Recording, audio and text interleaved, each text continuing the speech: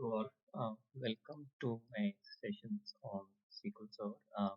I will talk briefly about myself, not much. I worked with SQL Server for my last 19 years, and I worked on various systems, various complexities, and different kind of problems I faced and resolved them. So, what is the purpose of these sessions? I wanted to share my knowledge with all of the wider community. So, I thought of making these videos, which will basically cover all the SQL Server concepts on premises. I'm not going to cover Azure right now. Maybe I'll once that's done, the on premises, I will do the Azure stuff. So, that's about me, and so I will start the session today. So today is basically, let's see what we're going to cover today. Okay, so we going to cover installation of SQL Server Engine and installation of client tools, and I assume that you will be aware of basic database concepts and relational database concepts. So that would be helpful, and will be helpful. That is the basic requirements for this course. So that is the minimum prerequisites. So I am assuming that you know before you start this. So if you don't, then just read about it and you can start off this video again. So this is what we will cover today. And in installation, there are three concepts I will talk about, and rest I will show in demo. The basic concepts are the various editions. What are the various versions? Sorry, editions available of SQL Server, and what are service accounts, and what are instances in a SQL Server Install. So let's look at them. So the various editions are that are supported for SQL Server 2022.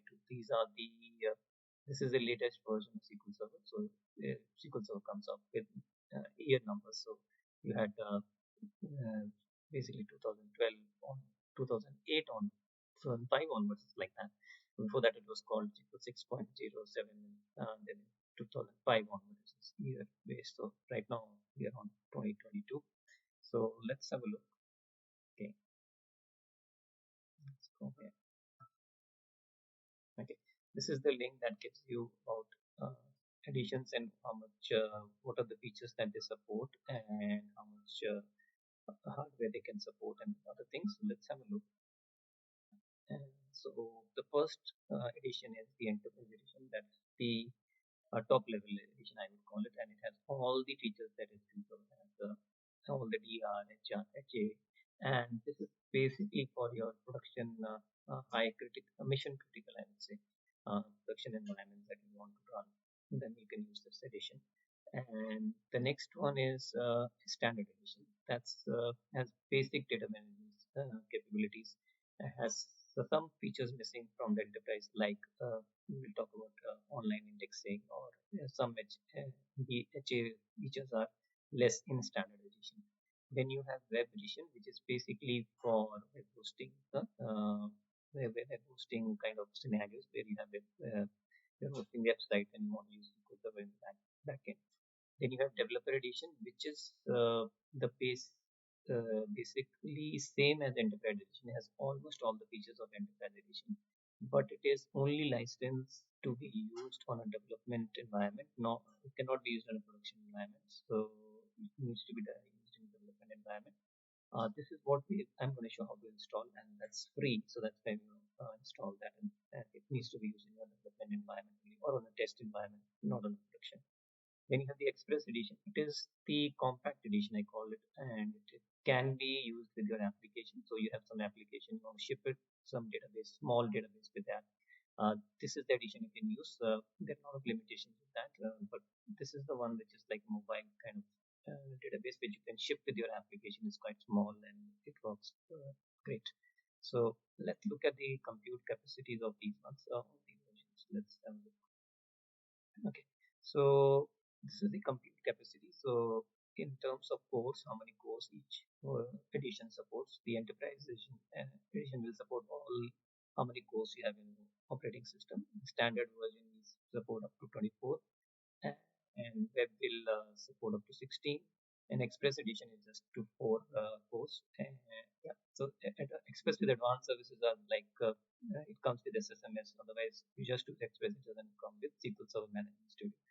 SQL Server Management Studio is the client tool that I will show and install later that we use to manage SQL Server database engine. So again, the other this is for reporting services. These are other services that come with SQL Server. We will not be looking at them right now. We will look at them later. And then again, how much memory the database pool memory that buffer pool memory that SQL will use. That is operating system maximum. This is 128 in standard, 64 in I believe web, and again the the and the express and the this is the with sorry forget with advanced services and then the uh, this is the express, right? So same way the memory utilization, how much, and the size of database sizes. In this first three editions is 524 petabytes, while the express edition is limited to 10 GB. So if you are planning to have a database greater than 10 GB, then you cannot use the express edition. So let's go back to the presentation. Okay. Yeah. So that's about the additions. Then when you install SQL Server, it will run as a service on your Windows server. So you need to create accounts, right? Accounts to run SQL Server as a service. There are two options you have. One is the local service account, which is the default you can use, which is what SQL Server will give you during installation. We'll have a look at that later. And but that is less secure because that is an administrator on SQL Server, and this is less secure. It's not recommended for production environments. And next is the domain service account, which is the recommended way to go, and for production environments. So it is basically when your server is in a domain, that's the only when you can use it. And you can create an account on domain, which is a service account with least privileges, and use that to run your SQL Server services. That's how it is recommended. Then, sorry, then there is a concept of SQL Server instance.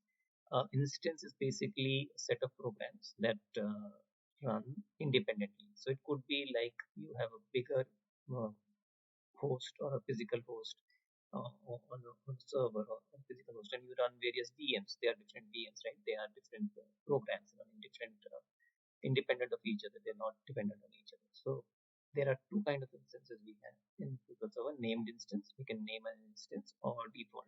Default is will be the same as a server. So today we'll look at installing a default instance, and I will show you where we can give a named instance as well. So let's jump on to the VM that I have created. So and we'll start the installation. So this is the VM I have, and I have downloaded the software. So this is let's maximize this one. Right. So this is the developer edition that I have downloaded.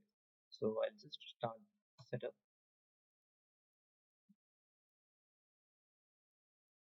Okay, right. Okay, so we'll do a custom install. This is the download media is if you download it to this lab VM, and you want to copy that media to another VM, and then you do install, because this doesn't have an internet connection. You can download the media and then install it. So we'll do a custom install. We'll download it from the internet because my VM has an internet connection, and do the install. So let's do that. Okay. And so where do you want to store it? So let's say, yeah, that's fine. Install. So it's just downloading the file package.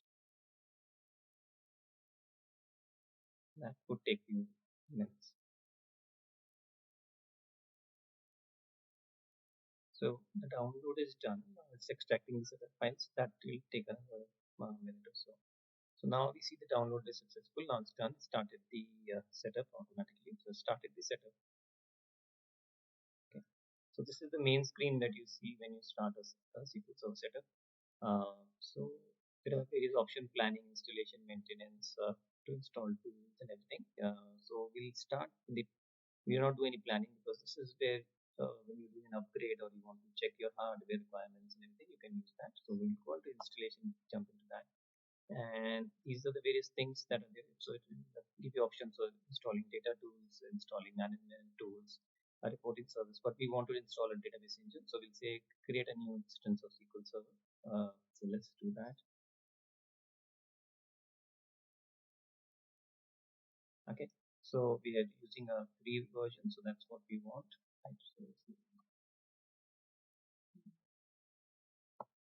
sorry, let me minimize because not showing the recording screen. The next button, so let's do that. Sorry, man. Okay, so you just accept the license term, click on next, right? So it run some checks, check your hardware and everything. So run that. Okay, then there is updates. We don't want to do the updates. This is basically automatic updates. It will check for SQL Server, but for SQL Server, it is usually recommended you do the manual updates because you want to do database backups before you run any updates on the SQL Server.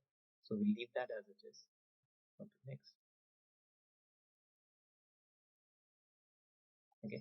So it is a warning about firewall. That firewall is not enabled. So I'm not enabled the firewall on my VMs. I leave that warning. So it's not an issue.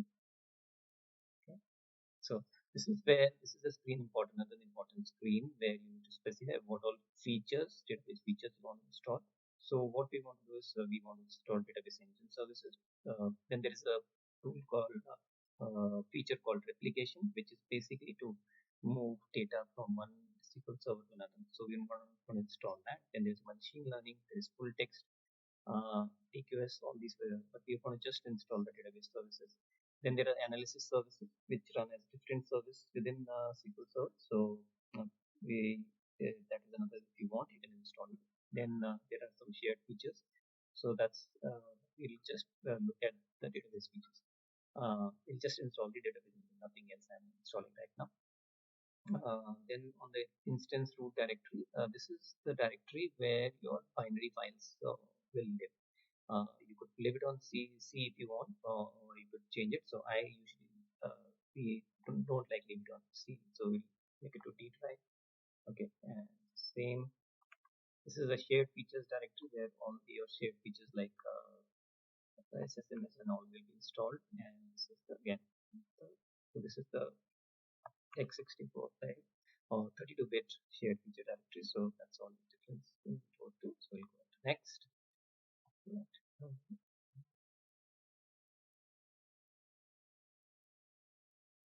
Okay, so now this is the thing that we talked about, that is about the default instance or name instance. So default instance means in that your server name will be same as your virtual machine name in my case, or if you're having a physical machine, it will be same as that.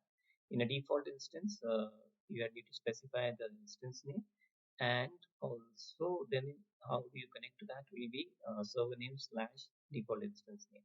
So we'll do a default instance installation now, and if you have questions how to install a named instance, you can always put comments in your in the video, and I'll maybe record a video separately for just installing a default sorry, a named instance. So let's go next on that one.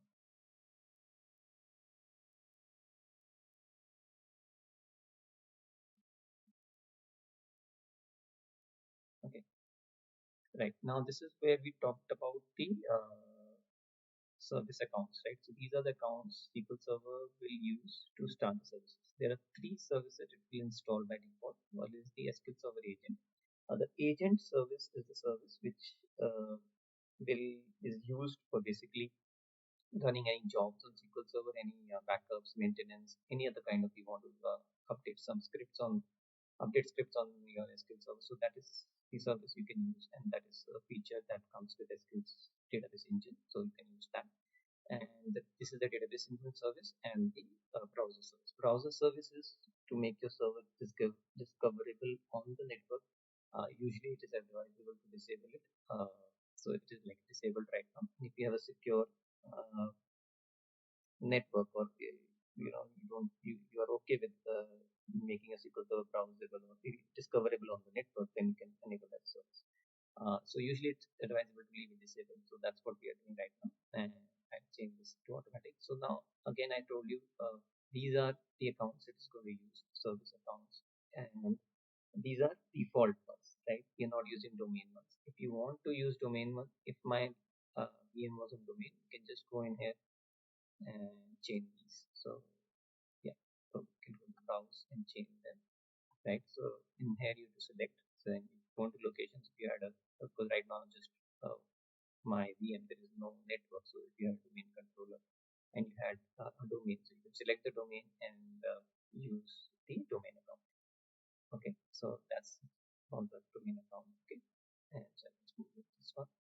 Okay, so then there is another this permission, which is grant performance volume maintenance task. So what does that mean? There is a feature called instance file initialization, which is when SQL Server will create database files. If you enable this feature, it will not blank out whatever is there, because whatever is there on that chunk of disk. Because what SQL Server is, go to the OS and ask, okay, I want this much space, right? That's how it will work, right? So SQL Server will get that space from OS. There might be already some data written on it. It will, if instant file initialization is not enabled, it will blank out those spaces. So what will happen is that will slow down the process of allocating space to the database. And so that's why you want to enable this feature. It will not blank out and take the space and start writing data. So that's what you can do. If you click that, it will enable the instant file initialization feature. So we'll do that and click on next. Right. Okay. Now we go back. This one. Okay, this is the collation. Okay, what is collation? Collation is the code page on how SQL Server will interpret whatever is written next. So capital A, the code page. So there are different collation. This is beside the code page, and you can the default is SQL Latin, and so if you want to use the say different code page with different languages, for example, if you're using SQL Server some other language, right? So these are the ones for and there are Windows collations. There are different ones you can design on your own. Okay, so you can, if you want to use it for Albanian or any other language, you can use a different collation. So this is basically to support different languages and decide what code page SQL Server we use to store data. So we'll use the default. Okay. We'll use the default one and click on it. Then there is now the first one is server configuration. This is the security settings. There are two kind of securities: Windows authentication mode and mixed mode. Windows authentication means in this case SQL Server will only allow connections that come from your Windows AD. So that's the only one which will be allowed, and they will need to be added on the SQL Server. So that is where we use Windows authentication. Then there is a mixed mode which support Windows and plus SQL Server. So in this case, SQL Server will authenticate your users, your logins, right? While in the first case, only Windows will authenticate and they will be allowed on. If they are added on to SQL Server, they will be allowed. In the second case, Windows have no control, so your AD will not authenticate those users. Your SQL Server will authenticate those users. And in mixed mode, we use that's how it works. So you have the SQL Server authentication plus Windows authentication. It will work with both kind of logins. So let's when you specify this, you need to specify SA password. SA is the system admin, so that is the password you need to give. So I'm just putting the password.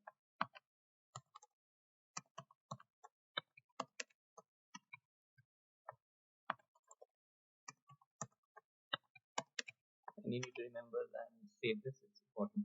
And you can also add the user who's installing as administrator. So if you lose SA password or something, that person can log in as SA and make the changes. So let's add. Okay. Okay, so that's it. It is added my administrator account into this, right? So next, click on next. Also, go back. There are the features. Okay. Then there is next is the data directory. So this is the directories where SQL Server will store your data files and log files, which will be create. And we'll have a look at how we create them, how we change the location. So these are the locations. So this is the database root directory, system databases directory. There are two kind of databases in SQL Server that we can have. The system databases are the ones which are used to run the system. And once the installation is done, I'll show you which all are there. And then user database directory and user log directories, where you are the user database. If you want to change them, you can change them as well. These are the default directories. It is automatically created. If you want to change that, and then this is the backup directory. If you want to change that, that is also you can change. So these are all configurable. Then the next one is tempdb. Now, tempdb is a special database in SQL Server. That one is where all the temporary objects that you create and all the sorting that will take place. Anything that SQL Server does is stored here, and you can specify how many data files, because it will be used by all the databases. So you can specify how many files it should have, and that is based on the number of cores you have. And the recommendation is number of files should be equal to the number of cores you have, vCores you have, and up to a maximum of 8. So if you have more than 8 vCores, you specify number of files to be 8. So the same number of files v4, because I have 4 vCores, and so you can specify the initial size to be 100 MB or whatever. And autogrow is what is autogrow? Autogrow is how much the file will grow by how many MBs or GBs that will grow once that file is put. So that also we can specify. Uh, okay, so that's all, and this is the directive where it will install. It will be tempdb will be created. So that also we can change, and we will look at tempdb details little later also. So again, this is about the data file, and this is about the log file. So for tempdb, will create 4 data files and 1 log file. That is what it will do. So if I want this to be 50 MB, I can make that and change these as well. So that all. Thank you. Okay. So then there is max DOP. Max DOP is a setting where the server will decide how much processors to give to a process. So whenever a process comes in, starts working on SQL Server, it will take CPU. If it wants to go parallel, if it has to go parallel, then SQL Server will decide how many CPUs to give. So this setting, if we leave it, if the default is 0, so that means it will take all CPUs, and based on how many vCores you have, how many neural nodes you have, you can decide these settings. There are articles, and I can share that as well, how to decide that. And but if you give all, if you say 0, and then SQL Server will give all the CPUs to one processor, one process, and then other processes will be waiting. So it is always recommended to set it to 2 or less than what you have total CPUs cores you have. So that's what we can do. Then there's memory setting. Okay, SQL Server is a memory intensive or memory hungry program, I would say. So what you can, by default, if you say, it will have 0 and MB, and it is maximum. What else? This is the number it is saying.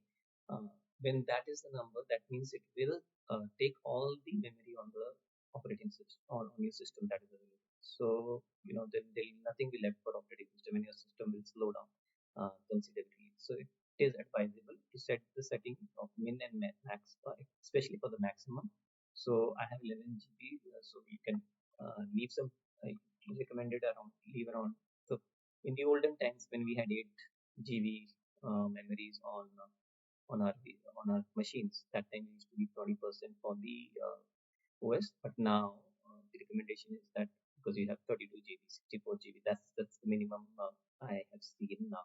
So then it is recommended you leave around I think so 10 GB for the OS. That should be enough. And then if you think that OS is starting, then you can always change that. So I'll make it maybe 8 on this one, right? And click on next. And that's all the settings I wanted to show here. Click on next. Okay.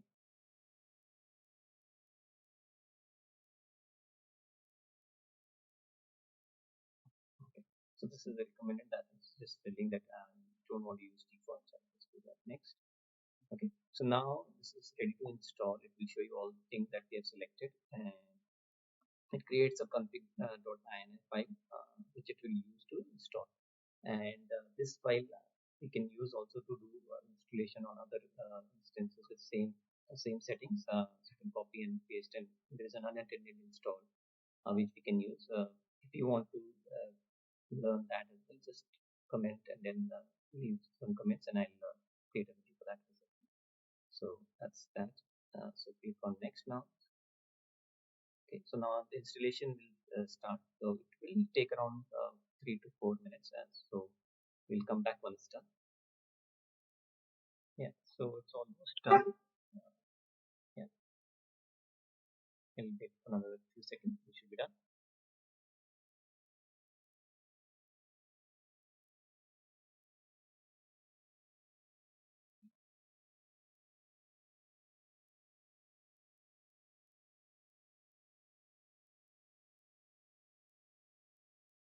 Right, so the installation is done. So it's all succeeded. So I'll close this now. We're done. Close. Yes. Close. Okay, so I'll just close this window also. So installation is done. So what I will do was to see services. So what all services is installed.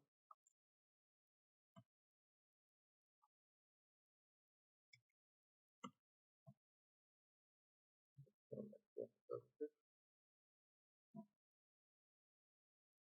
Right. So that's my start. Will service. So now, okay. So here is what we saw in the installation. So install this SQL Server service and the SQL Server agent service. These are the service, and these are running as, and the browsers which is disabled. And this is your customer experience service which is called. So well, that's the how Microsoft will collect data from your system, how you're using it. And okay, this is the basically for virtual writer. So that's another. So these are the services that it is installed. Now we've got database engine, but how do we connect to it? So when we have installed, it's another tool I just want to show you, configuration manager.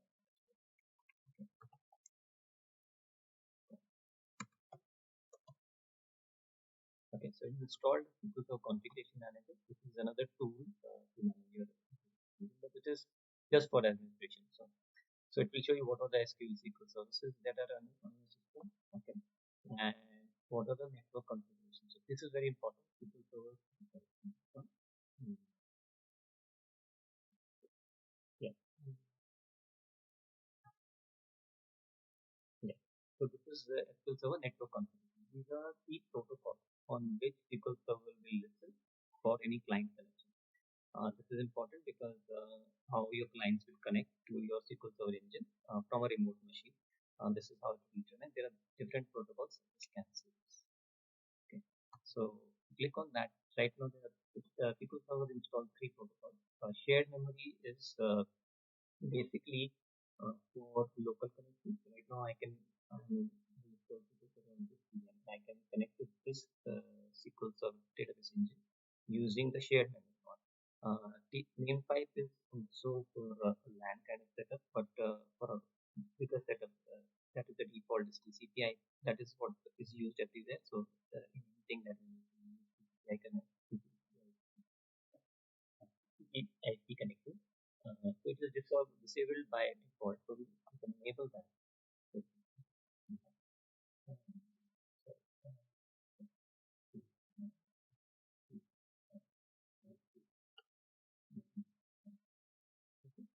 So this is saying that the changes have been made, but service needs to be restarted for it to take effect. So before that, I will before I restart the service, I will just show you a tool that is there to connect to our engine. That just to make sure everything is connected. This is a very basic thing that comes.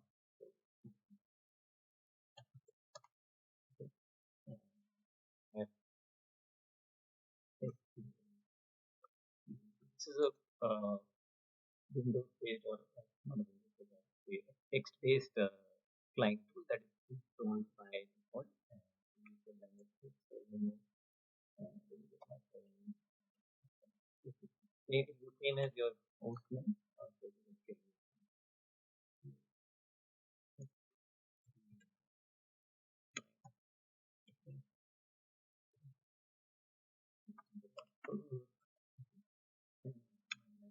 that is the trusted connection. So we selected uh, mixed mode authentication. So it will be authenticated by Windows.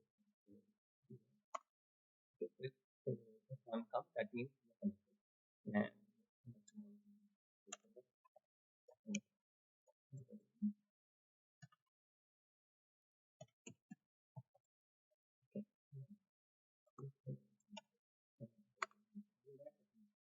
the version. So right now my developer edition 64-bit, that is 29.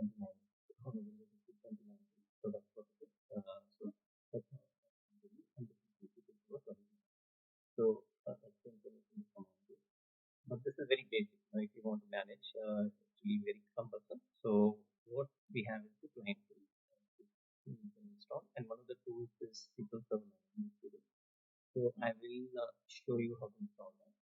And in the meantime, and again, you see, I had not enabled the TCP/IP. It was not enabled it, but it was not. But still, I'm able to connect to that SQL server on the local machine in the shared network. That's the protocol. So I'll just restart, and then we go on to the start.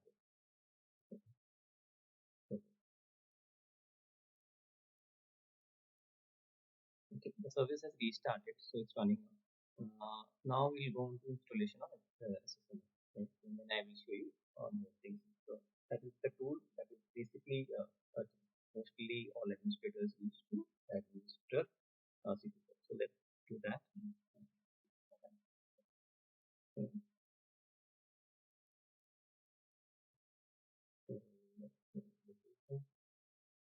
Okay, nowadays this comes with management studio comes with Azure Data Studio. So Azure Data Studio is another tool, client tool, right? To manage your SQL Server, run queries, anything that you want to run against SQL. Okay.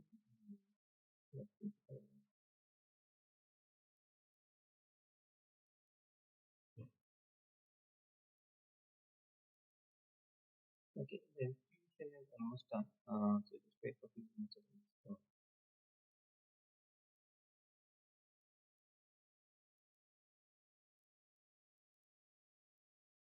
okay, the installation is done. So we'll just close this now. Okay, and we'll start the SQL Server Management Studio. So go and search and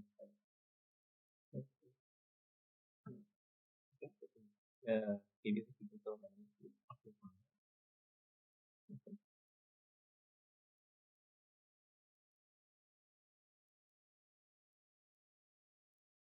So it will just take some time to start.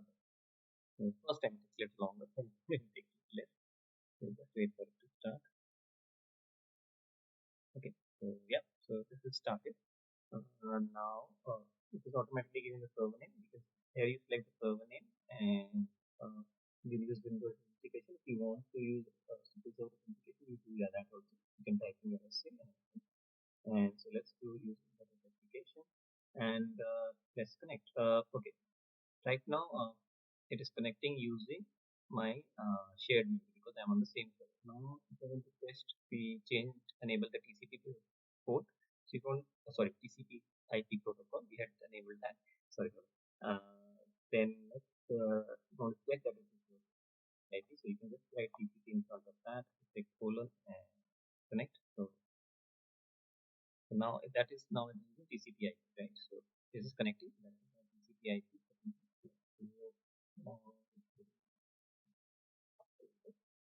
Okay, so now we are connected to the server. This is will show you the server name, into the various folders, databases, security, and everything. So let's talk about this one. So databases is where we show you all the databases.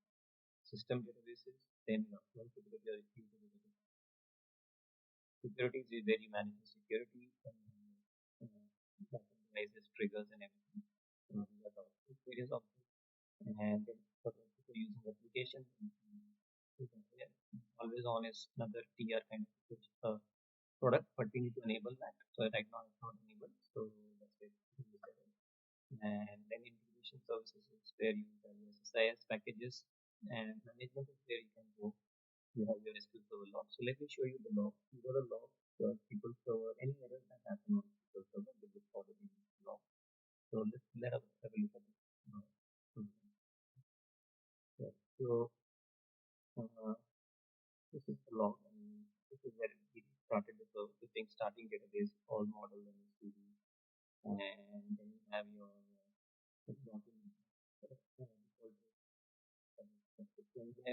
and the server name is this, and it's starting and this is all the information. This is service list. So this is the port saying where, what IP it is listening on. It is listening on any IP that is on that server, and plus one port. That is the default port on which SQL Server will listen. Uh, so then that also you can change. I can show you that later in that kind of task video that we will do. And then again there is configuration options. That's where you can get what SQL Server is doing. And if your SQL Server doesn't start, then you can go into the log directory and show you your information. Then you can go in the log directory and get this error log, and you can get information. Right. So that's SQL Server.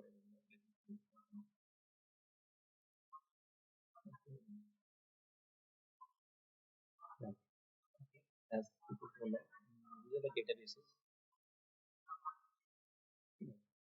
So now I'll just show you the database. The three database, four database that master is the main database that is there.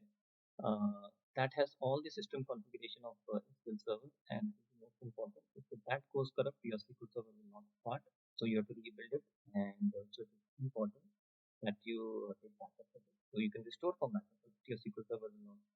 It has all the configuration, how many databases you have, what are the memory configurations, so all the data is in there. Let me show you one. So that's there. Then the model database is the database on, it's like a template database. If you create a new database, we copy everything from there, and then she'll start working. So all the system files and all, and the size of the database, everything will be based on model. So that is we'll look at that once we create the databases in the next lecture that I plan to do. And MSDB is the database where all the information about your SQL Server agent. So agent is where you run the job. So this is your SQL Server agent. You can do the jobs. There is a activity monitor where you can monitor what is the job. Then you can set up alerts and operators and all that. So then also we have and then so this is basically about your management.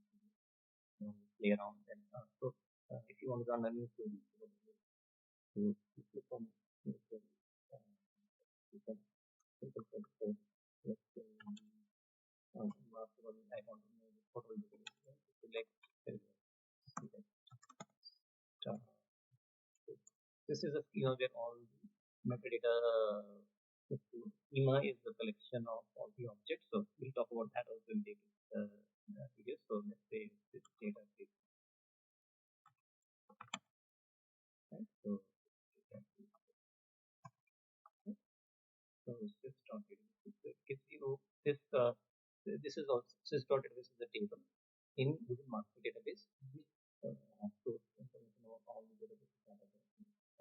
That's not directly. So that's what it's giving. What is the collation? What is the created? What is the compatibility level? Is it online, offline? Everything. So, this is how you can run a query. So this is the basics, and I wanted to show today. You can play around with it. And if you have any questions, leave it out in the comments, and then I'll get back to you. And we'll keep using SSMS, so you get to know how to use it more as we go on to further videos. So that's it for today, and thank you for your time, and hope you have a great learning. Thank you.